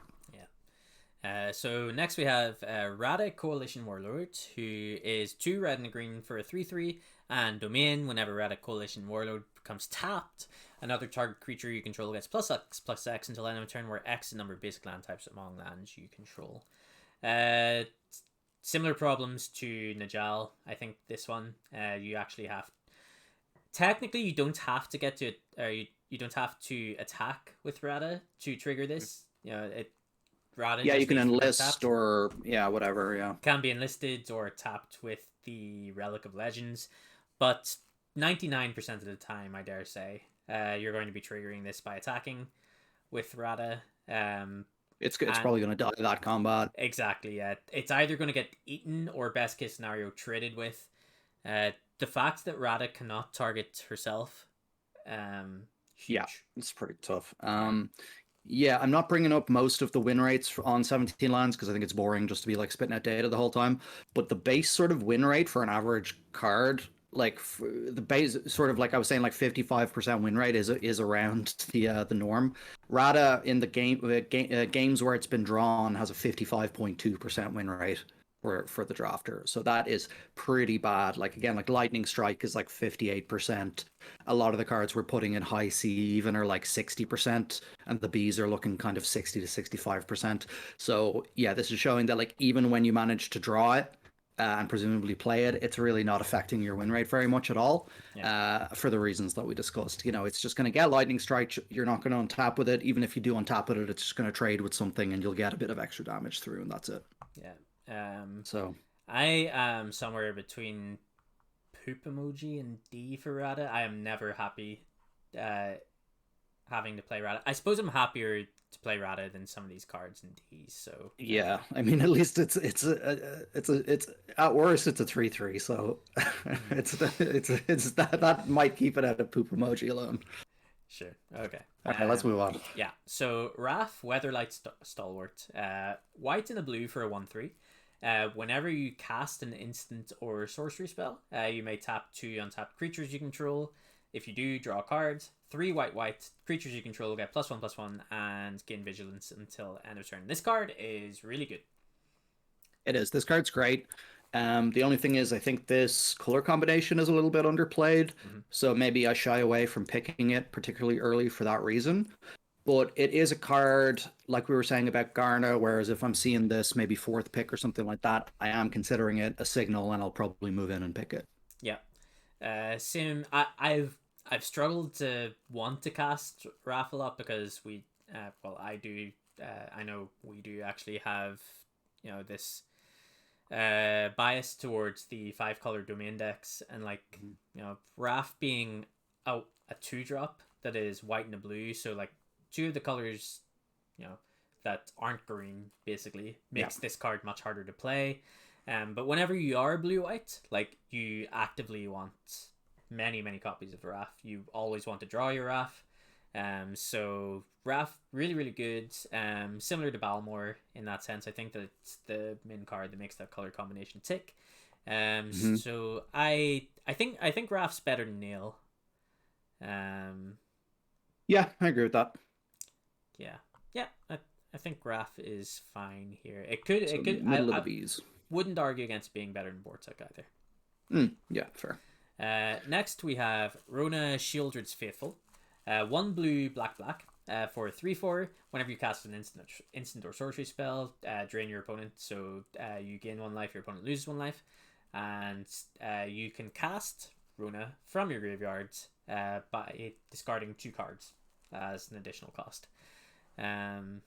I'll let you take this one. I think I've taken a lot. Yeah, fair enough. So I don't like this card. I think the main reason why actually is kind of weird, but I think the double black is really, really rough. I think I've had like a straight blue-black deck in the format like once. I know it's supposed to be the sort of basic control archetype, but it's just very hard for me to get in that gear and just go, yeah, I'll just be straight blue-black. I'll have a bunch of instants and sorceries, and I'm going in on this Rona plan. It's just a very unappealing direction to take the draft for me. And, you know, I would love to play this card if it was double blue, single black, and then I could splash it more easily in sort of domain decks or whatever, maybe a Grixis deck or something like that. But yeah, I just feel like the mana cost is really tough. The stats aren't amazing. The cost to bring it back from the graveyard, like discarding 2 cards, is it's too harsh, I think. And the ability itself, like draining for 1, is just not all that impressive either. I feel like I feel like this is a card that was probably more pushed and then got a bunch of nerfs in development and sort of ended up as just being a very unimpressive signpost uncommon for blue black. Yeah, I don't really have anything to add to that. I think the card is fine. I'm never unhappy to have it in my deck. I would agree that like the additional like casting this from your graveyard is actually pretty rough. Sometimes like Yeah. discarding 2 cards is a significant cost. Yeah. So yeah, I'm sorry, it's not even drain, it's they only lose a life. You don't even gain a life. you don't even gain a life. You don't even get a Yeah. life. Yeah. So yeah, like it's okay. It's better than I give this a Najal. D. You're in D. I'm for I'm Runa? I'm on D. Yeah. I think it's better than Najal. Okay, fair. Will we maybe it should be compromise a D it? as well then. Will we put it? Will we put Runa here? Is that a decent Okay, compromise? bottom of the seas. All right, yeah, Seas. sure. All right. Yeah. So next, Rulik Mon's Warren Chief, which is 1 red, green, green. Whenever it attacks, look at the top card of your library. If it's a land card, you may put it onto the battlefield tapped. If you didn't put a card onto the battlefield this way, create a 1/1 red goblin creature token. Don't like this card. I think it's very hard for it to actually come off. 4 mana for a 3/3, not a great rate. It's gonna get double blocked really easily. Creating a 1/1, I'm not thrilled about, and putting lands into play, also not thrilled about. Yeah, like I'm not even very impressed with Squee, the rare, which is just kind of a better version of this card. So yeah, this is pretty bad, I think. Yeah, easy D for me. I think it's somewhere around the Rata level. Yeah, I think that's about right. Cool. So next we have Runic Shot.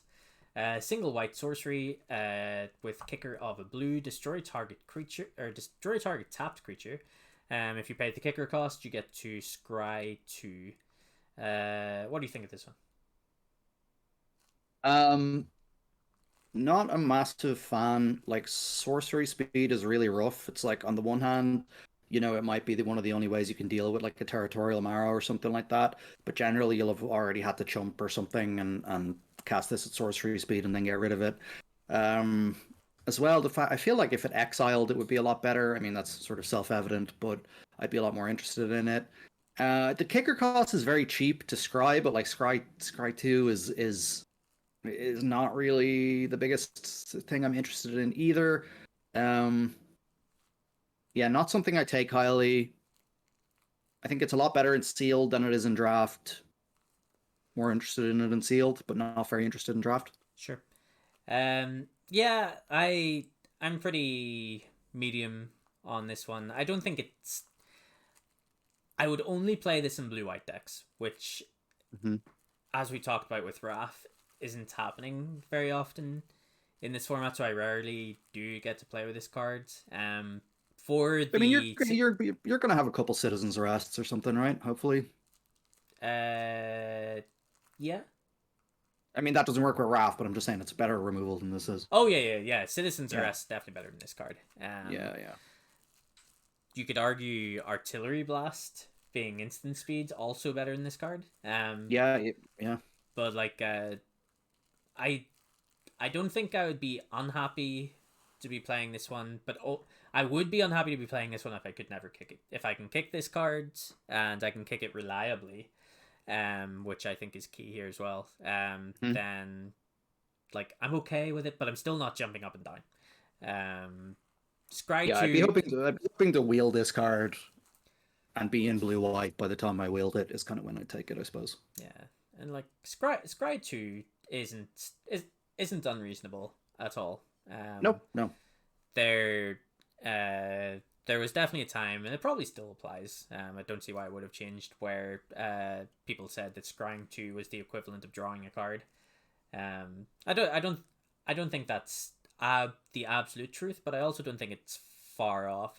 Like if you're comparing the two things, I don't think it's far off. So, No, um, I agree with that sort of in a vacuum, but I would say sort of if you have a blue-white draft deck in this format, it's like what are like the big bombs that you're drawing to most of the time? You know what I mean? That like your scry is that important.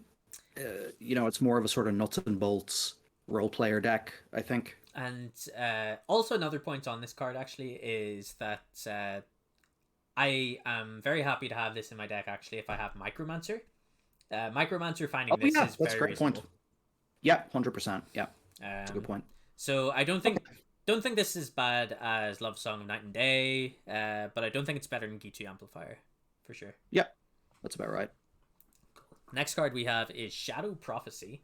2 and a black, instant, domain. Look at the top X cards of your library, where X is domain. You put up to 2 of those cards into your hands, up to being important because you might only have one basic land type. Put up to 2 of those cards into your hands and the rest into your graveyard. I have. Oh, and you also lose 2 life, correct? Looks to life. Yeah. Yeah. I've really liked Shadow Prophecy actually. I've generally always wanted one copy in my domain decks, and I've definitely always wanted one in my domain decks that have copies of like Monstrous Warleech, Hmm. or Writhing Necromass or Tolarian Terror. Hmm. Tolarian Terror is the least common of those 3 I've found, but definitely still want some. Yeah, Urg, Spawn of Turg, as well. Another works with reason that. to put stuff in your graveyard. And Eerie Soul Tender. Yeah, just loads of cards that really work. Really do work with this.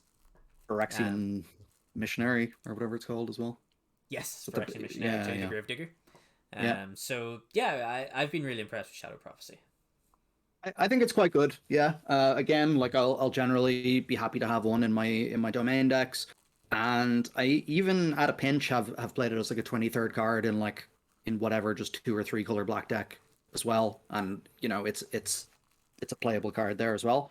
So I think you can get these very easily in the draft. So I don't think you have to pick it Mm-hmm. very highly. But I think it's usually quite playable. Yep. So on that basis, I think Easy C. Yeah, I would have it's it. from top half of the season somewhere. Yeah, for sure. I think it's better than Guys Might. Mhm. We'll just stick it here. For Yeah, now. yeah, I it have doesn't definitely matter played that more much. copies of Shadow Prophecy than I have Queen Alanal, but Hmm. I can see Queen Alanal being very powerful. I mean, it's an uncommon, right? So you're gonna have played it less. Sure. All right. So Kieran's favorite card in the format is up next. It is Slimefoot Survey. Oh Uh, yeah. do you want to take us away with this one? Do you have or do you want me to still read it out and then you can Uh, so it's tell us it's why it's the um best card it's ever? it's 4 and a green. You can search your library for 2 cards with basic land types, put them into play, and then you get to look at the top X, where X is your domain, and choose 1 card, put it on top of your library, put the rest on the bottom. Yeah, I'm sort of like less high on this card than I was last week, I would say, because again, I've just found myself getting the domain decks a lot less.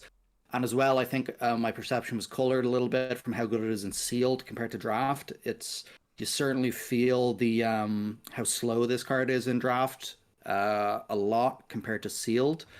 I think if you're in the right kind of control deck, sort of domain control deck where you have like a Joda's Codex and stuff, this card is very good where you're kind of getting it coming and going where you're enabling your domain 5 for your codex and as well you're getting extra mana for your mana sinks and stuff like that. Um, but there's a lot of times where you just in draft where you just don't really have the time to play this card. I feel like unlike concealed, and it can just be stuck in your hand and be useless. Like 5 mana is an awful lot for a ramp spell, even if it's kind of enabling the things that your deck wants to do. Like I still think it can be very powerful when you cast it, but also I think the ceiling is quite high, but the floor is also quite low on this card now. So yeah, I'm less high on it than I was last week for sure. Yeah. So last week I probably would have given it like top of the C's. Now I'd probably be like bottom of the C's or top of the D's. I'm not sure. Okay, I don't think that's unreasonable for this card. I did try it based on your recommendation Mhm. in one draft. It's just really difficult to find a spot where you can pay 5 mana to not affect the board in any way, shape, or Yeah, form. that's a thing. Um, Yeah. really, really tough to do that.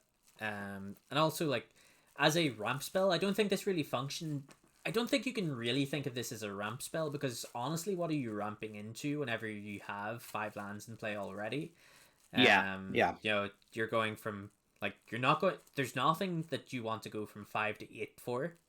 So realistically, you're going from 5 to 7 for the 7 mana 7/7 that gain 7 life, for example, and that's kind of it. Yeah, and In a it's like realistic scenario.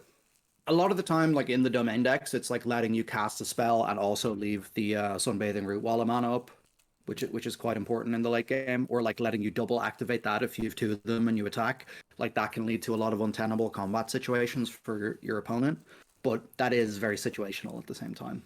So Yeah. I think I would go top of the D's for yeah, Slimefoot. I think that's fair enough. Yeah. Next, we have Tangled Islet. And not just Tangled Islet, we're counting the whole dual land, common dual Hmm. land cycle as a whole. Um, yeah, they're all really, really good. I don't think there is any real reason to have one say, like, oh, this one's better than this one, because you generally want kind of all of them. I guess, Mix. yeah, you want the mix. I guess if you had to really pin down, like, the green ones are probably the best ones because you tend to be base green in your domain decks, so you generally want green plus Well, blue or that's green true, plus black. but then also it's like if you just want it for domain and you don't actually have cards to cast with it, then you want the black red one really badly to go search out or whatever because you're getting your black and your red in one go and you don't have to waste any basic land slots on those colors or Mm. whatever. So I think it's kind of an interesting deck building decision with these cards a lot. Um like I don't know. These might be like crown emoji, to be honest. We might have to just skip A and go crown emoji because I feel like in this set, like they're just such an easy pick. Whenever there's a pack that doesn't look that interesting to you, or you're not really sure where to go yet in the course of the draft. You've picked three green cards and there's nothing that exciting. You can always just feel fine picking whatever jewel land is in the pack and just assuming that it'll come together later. It's kind of like picking fetches or something in a cube, Yeah, where you're like, even if you don't know what direction you're going yet, these are very most likely going to improve your deck no matter what. yeah. I think fetches are a good comparison here. They keep mm-mm. like they are going to go in. You're going to play the basic or the dual lands that you pick like 90% of the time plus. Yeah. I dare say. So they're very safe. They keep you open. You're always going to play them, and you're always going to be happy with them. So, yeah, I'm very happy to put these in Crown Emoji. I think they are kind There of you go. like the pillar of this format, really. You're the rogue that really brings the room together. That's it. Yeah. Yeah. So next we have Tatiova, and Tatiova Hmm. is double green blue, for a 3/3. And land creatures you control have flying. Whenever a land enters the battlefield under your control, if you control 7 or more lands, up to one target land you control becomes a 3/3 elemental creature with haste. It's still a land. Kieran. Yes. So you'll end up with a bunch of like flying 3/3s. This card is obviously great if it sticks. It's a 3-drop that you like can't really play all that early, to be honest, because you never really want to block with it in case it dies before you start getting the effect. Then after you've got the effect, you obviously don't want your creatures to lose flying when it dies because you'll just end up with a bunch of 3/3s. It's really good in the domain decks. There's a lot of matchups where you'll end up with big board stalls and sort of the mirror matches and a lot of other matchups. And 3/3 flyers are basically going to get through no matter what. There's very few cards in the format. There's a couple of reach guys and there's a couple of 4 toughness flyers, but there's very few cards that can really stop these lands getting through in the air. So the card will just win the game if uncontested over the long term. What I've found is generally what happens is I'll get in for a few turns with some flying lands, and then they'll find some kind of removal spell to kill the Tachyova. And after that, the lands as 3/3s aren't actually helping me out that much. But it's like, but I mean, it's still a card that like wins the game if they don't deal with it. So I think that's sort of the baseline you have to look at it from. But at the same time, it's once you get to 7 lands, that's only when it starts working. That's not if you slam it on turn 3. Yeah. So I think kind of the way to look at Tatiova is that it's not a 3-drop at all, as you kind of alluded to. This is more like a 7-drop. Like you're going to play this and then play your 7th land and get the 3/3 straight away. So you're getting a 3/3 and a 3/3 flyer for 3 mana. Mm-hmm. That's obviously obscene. Really good. Yeah. Really, really good. And it's going to make more 3/3s in the future. Like, that's inevitable, assuming that it survives. Which I have found with Tatiova to be, not that difficult, because you're at a point in the game, usually, where ground's a little gummed up, removal spells have been cast. So Tatiova, I have found, lives more often than not, and then wins the game by itself. I really, really, really like Tatiova. I've lost to it plenty. I've won with it plenty. I want to make the argument for Tatiova being an A. Yeah, I'm happy to call it an A. I will say not as good as the previous Tatiova from the original Dominaria, which you probably didn't experience. I did not experience Tatiova Benthic Druid. Benthic Druid. That card was absolutely outrageous. Ah, yes. Whenever land enters the battlefield under your control, you gain a life and draw a card. Yeah, that's it. That seems pretty good. For a 5-mana 3/3, and it was a legend, which was an upside in the format for various reasons. Absolutely, that was the biggest grown test card probably in original Dominaria, I think. But yeah, this card does a good job of continuing the Tatiova legacy of winning games all by itself just by playing lands. All right, so next we have Tori Davnon Fury Rider, 1 red white for a 3/3 with Vigilance and Trample. And whenever it attacks, all other attacking creatures you control get +1/+1 until end of turn. Other red attacking creatures you control gain Trample until end of turn. Untap each other white attacking creature you control, so it gives them like pseudo Vigilance. Yeah, this card's fine. Red white as a color combination, as we discussed earlier, not something I'm hugely drawn towards. I don't think it's particularly good. I think Tori suffers from the same problems as Najal, and the fact that you have to actually get to attack with Tori to make it good, and then it suffers from the Rada problem of only being a 3/3 and a task to attack. It doesn't pump itself with its ability. It only pumps the rest of the team. Just not super happy with this one. I mean, the thing is, like, I think one of the key cards in the red-white deck is Heroic Charge, which is the 2 white creatures control get +2/+1. If you pay 1 in a red kicker, they also gain Trample. That card does most of what this card does at instant speed. And I think is just a better version of the effect. So, and that's at common, and it's very easy to get one for your deck. So, I mean, obviously you'll play this card in red-white if you're in red-white or whatever, but the fact that there's just a combat trick that does the same thing and is a lot harder for your opponent to play around kind of embarrasses this card a little bit, don't you think? Yeah, agreed. Yeah. So not like you say, if I'm red-white, I will put this card in my deck. But I'm not super high on it. So I think I would go bottom of the C or top of the D's. What do you think? I think it's better than Rona. Better. So than give it a C. Grand. Yeah, better than Runic Shot as well. Why not? Yeah. So next we have Turkurnerud. I do love saying that one, but not as much as I love saying the next card on the list. But Turkurnerud, which is 2 white blue for a 3/3 flyer, and whenever you cast an instant or sorcery spell, create a 1/1 soldier. Yeah. So card's okay. 5 mana 3/3 flyer isn't amazing, and then you have to do a little bit of work to get the most out of Tura. You have to have those instants and sorceries, and we talked about Jinn of the Fountain earlier, where we said you get to that point in the game and you don't have those instants and sorceries anymore. I think Tura suffers from kind of similar problems, so we are kind of looking at a 5-mana 3/3 flyer, I think, more often than not. Yeah, I think it's at its best in Jeskai, and at least the mana cost is kind of helpful in that regard. It's only a single white and double blue. If it was double white, I think the card would be much worse, and I'd pick it a lot lower than I currently pick it. I think this card is fine. Like, I've gotten good value out of this card. It combos well with Balmor if you're in Jeskai. So, but again, that's kind of a one deck thing. I'm not even that excited about this in straight blue white, I don't think. So I don't know where that leaves it. Probably bottom of the C's, top of the D's. Yeah, I'm thinking bottom C's, top of the D's as well. Yeah.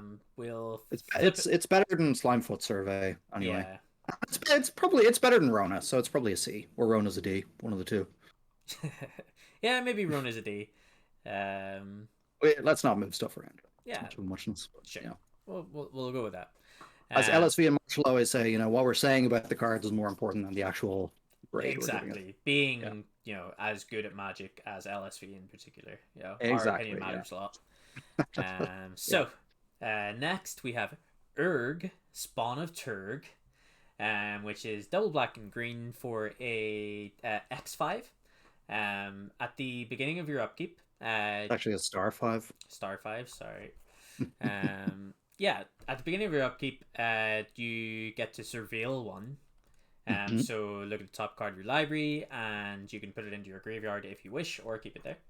And it also has black and a green, sacrifice a land, you gain 3 life. I really like Urg. Like that surveil one is every turn has been really impressive for me, and then eventually Urg just starts turning sideways as like a 5/5 or a 6/5, and it's not that hard to do. I really like this card, but I've never actually had it in one of my decks because I rarely see it, and I think I've very rarely played against it as well. So it's kind of, I actually don't have very much experience to talk about the card, but I think it's quite good, if that makes sense. Urg does everything. It pressures the opponent, not instantly. You know, it's not like you're going to play this card and straight away start attacking for billions. But it will. But I mean, it's a fantastic blocker. You're scrying one on your upkeep every turn. Like that's you're filtering away those excess lands while making Urg bigger. And if you're in a pinch, like gaining 3 life is a lot, and being able to do that repeatedly. Only 2. Only 2, but still, you gain 2 life. Like that 2 life is enough to dig you out of quite a lot of holes, especially whenever you get to activate it like 2 or 3 times in a single turn, which isn't uncommon either. So. Really like Urg. I think I have it just below Bortuk in the Bs. I think that's fair enough. The only thing I don't like about it is the double black and the mana cost. Double black's slightly awkward, yeah. Yeah, but yeah, I'm happy to call it a B. It just seems very powerful, straight up. Yeah. Get in, my son. I'm keeping an eye on the Liverpool score and the sides here, and Liverpool have just scored in the last minute, so let's hope it stays that way. On the boys in red. Floriferous Vinewall, colorless in the green for a 0/2 defender. When it enters the battlefield, look at the top 6 cards of your library and put a land card, any land, into your hand. Reveal it and put it into your hands. So I think this is the card that kind of makes all those 5-color green decks tick. As you said earlier, is the rug that really pulls the room together. Really like Floriferous Vinewall, and defender is a relevant keyword in this format solely because of Wingmantle Chaplain, let's be honest. So playing a couple of these in the Wingmantle Chaplain is just really good. And being able to find any land, of course, as well, really good. You get to find like that 5th basic land type you need for Domain, or the 4th, or whatever it may be. It's pseudo mana fixing in that sense as well. You know, if you really need to find that blue land to kick whatever spell it is, you know, maybe your Vine Shipper Prodigy or whatever, Floriferous Vinewall like does a good enough job of that. I really like Floriferous Vinewall.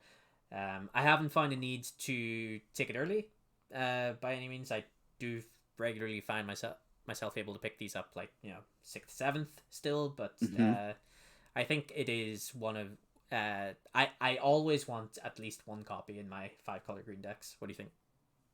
Yep, totally agree. Don't have too much to add to that. Like, yeah, it's a 2 mana cantrip that mana fixes, that has sort of random synergies, as you said. It's a card that I think a lot of people would have, and me included, sort of dismissed when they first saw it. But as the format has developed, it's like, yeah, this is kind of enabling of what you want to be doing. So you don't need to take it highly, and it's gonna do well for you. Yeah. So it's obviously not as, it doesn't have the raw power of any of these uncommons in B, I don't think, but I think it's comparable. I think it's better than Shadow Prophecy. So Yeah, I think I'm happy with that. to stick a Vine Wall here. All right. So Vohar, Vidalian Desecrator, blue and a black for a 1/2. Tap, draw a card, then discard a card. If you discard an instant or sorcery card this way, each opponent loses 1 life and you gain 1 life. So this one does drain. And 2, sacrifice Vohar. You may cast target instant or sorcery card from your graveyard this turn. If that spell will be put into your graveyard, exile it instead. Activate only as a sorcery. So, yeah, do you want to take this one? So yeah, I think this card is much better than Rona. It's not too much of an investment. It's just one of each color, so you can. It's easily splashable in other decks. I'm not sure what the most popular decks you're going to play this in. Obviously, straight blue black, maybe Grixis, and maybe some kind. I'm not really sure. Apart from that, to be honest, again, this is a card I haven't played in that much because I don't find blue black to be kind of the base colors I'm going for.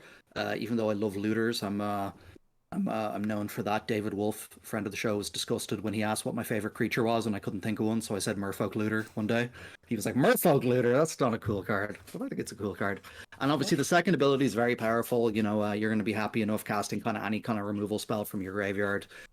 I think this is just a good enabler and role player in sort of control decks, if that's the type of deck you like to draft.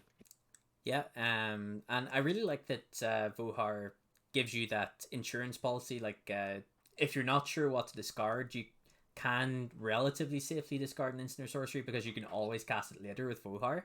I have drafted a couple of Vohar decks, or decks that I'm able to reliably cast Vohar, I should say, and I've always been really happy with it. Like, looting is a really powerful ability in Limited, and this one doesn't cost any mana to do whatsoever. You just tap it, and it even has upsides. If you do end up having to discard an instant or sorcery, you get to drain for 1.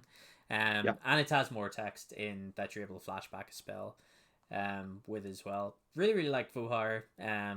It's not by itself making me think like, oh, I should definitely be blue black if I see it late. So by that, it's not better than Balmor for sure, but it's definitely better than Lagos.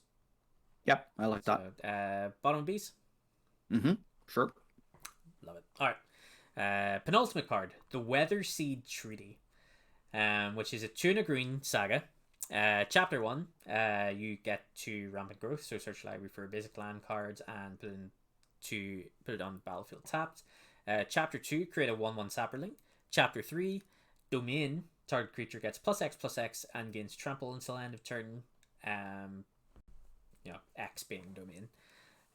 So this one I'm really interested to hear your thoughts on, because like my experiences with this card have been like, it's fine. I'm never not happy.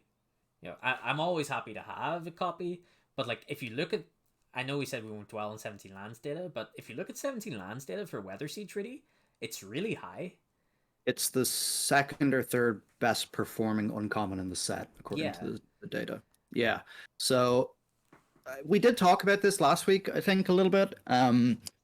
Basically, we were like, yeah, the first 2 chapters are both fine, slow, but fine. And then it's like you basically have to get all your value from that turn in the 3rd chapter where you give your creature +X/+X and trample. And that basically should be a game-winning turn for you, is kind of how you have to play it. I think when I was playing with this card, I kind of just didn't realize that, and I probably could have made my sequencing a lot better to take better advantage of the card. So I feel like this is a card that I maybe just haven't seen the potential power of in the games I've played. Yeah. Like, towards the end of my drafts, I found myself going straight to Chapter 3 with this card, probably more often than any other modes. Like, if you're casting this on turn 3, then Chapter 1, great. Yeah. But like at any other point, I don't think I was ever going, man, I really want to make this 1-1. It was either chapter 1 or chapter 3 straight away. Yeah. And whenever you are going straight to chapter 3, like it's probably just winning you the game on the spot. So that certainly helps a lot as well. Like giving trample again, like as we kind of alluded to earlier, like giving trample really, really huge part of this card for me as well. So like I do. Yeah. So this card has exactly the same win rate when drawn as Neshoba Brawler, for example, 62.4%. Yeah, like I can easily see how Neshoba Brawler is winning me games like straight up because it's insane. Like it's Weather an Seed Treaty is drop, right? Yeah. Like Weather Seed Treaty is definitely a little bit more, and well, I was about to say it's a little bit more subtle as to how it just straight up wins you the game, but like you're getting slapped in the face by a 7/7 trampler all of a sudden because of the Weather Seed. Yeah. For one turn, though, so that's why I still just can't really wrap my head around how this is just as good as Neshoba Brawler. Yeah, I'm just gonna go ahead and say it's not as good as Neshoba Brawler. Yeah. I guess the thing is, this is a lot better of a top deck than Neshoba Brawler, right? So that balances out. Sure, the statistics. It's like a 5/5 hiss trample. Yeah. Kind of. Compared to if you draw on a Neshoba Brawler on turn 8 or something, it's not going to do all that much. Whenever you put it like that, you can kind of see the appeal. But obviously, the 5 mana, was it Charging Monstrosity was the dragon from Ixalan back in the day, which was like the best non-rare in the set, which was a 5 mana 5/5 trample hist. Reality Smasher without the flavor text. Yeah. Just the good old fashioned relevant combat text. You do have to sacrifice it at a turn. Is the way to look at that. So exactly. Yeah. Like Weather Seed Treaty is a good card. It's another one that I think is probably better than Lagamus, but I'm not sure if it's better than Vohar. Obviously, the statistics say it is, but yeah, that's the thing. But I don't want to just go by the statistics. And like I said, like I haven't really seen it for myself all that much. So Top of the Seas. Top of the Seas. Yeah, I'm kind of happy. No, I would say bottom of the beast because like I was actually picking this quite early myself. Yeah. Just as a kind of good green card, and I love green, so it was drawing me towards green. So I'm happy to call it a B. But yeah, people can laugh at us for that if we want, but we're being honest here. We're not just parroting what other people say or what we hear on the data sites or whatever. So 100%, yeah. You're getting honesty, if not wisdom. So last card we have is Zaro Janin, Scion of Ifrava. 3 green and a white for 4/4. Domain whenever it attacks, or whenever it becomes tapped. It's another one whenever it becomes tapped. Put a +1/+1 counter on each creature you control with toughness less than the number of basic land types among lands you control. This is one of the better payoffs for being the Domain aggro deck. I think like a 4/4 body is very reasonable to be attacking with in the first place, and if you do have Domain, it actually pumps itself, which is not something we see of cards like Rada and Tori, Davenant Rider. So Zarajan does have potential to pump itself, but it's not going to be super often. But it does give a +1/+1 counter to the rest of your team, which is huge. Makes combat really, really difficult, really tricky. And don't do what I did that one time where I cast Frostfist Strider and tapped my opponent's Sorrow Janin. That did not work out well for me. Yeah, and in the straight green white tokens deck, it's going to be the best card in your deck the majority of the time. Just absolutely brilliant there. It's really good in the walls deck, making your 1/1 birds into 2/2 birds. Like in those decks, the turn you attack with this will often be just like game winning. Like this is like probably the only one of these gold signpost uncommons that I would first pick just for that reason. I think it's like an A in those decks, and it's probably like a low B in kind of the domain decks. So this is definitely the one I'm highest on. Yeah, I'm happy to cut the difference there and put it somewhere around the ERG level. Yeah, happy with that. And also, it just has more stats than the other ones. It's a 5-drop, but it's a 4/4, right? So having to attack with it is less of a risk than these other uncommons. I think this card is excellent. Yeah, a lot of synergies going on, especially in those colors of Zarajan as well. So you've got your green white tokens decks, and yeah, Sarujan is just really, really good card. If you haven't had the pleasure of casting it and turning it sideways, has our seal of approval. That brings us to the end of our tier list.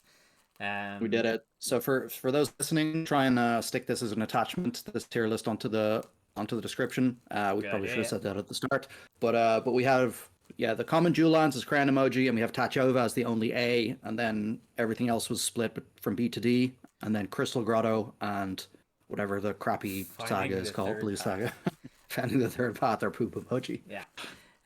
So yeah, I mean, if you're still listening, thanks very much for sticking with us the whole way. Hope that you find this fun, entertaining.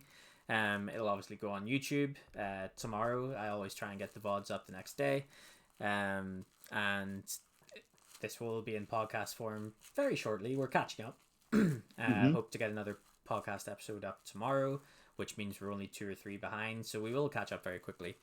Nice. If you also would like to give us a follow on Twitter, or subscribe to us on YouTube and keep up with us there, those links are on our page, so please do. It really helps us out, motivates us to do this more often. So thanks very much, guys, if you have stuck around, and catch us on Thursday. We'll be back live on Thursday. We'll be back. I'm gonna win this time on Thursday. Yeah, so you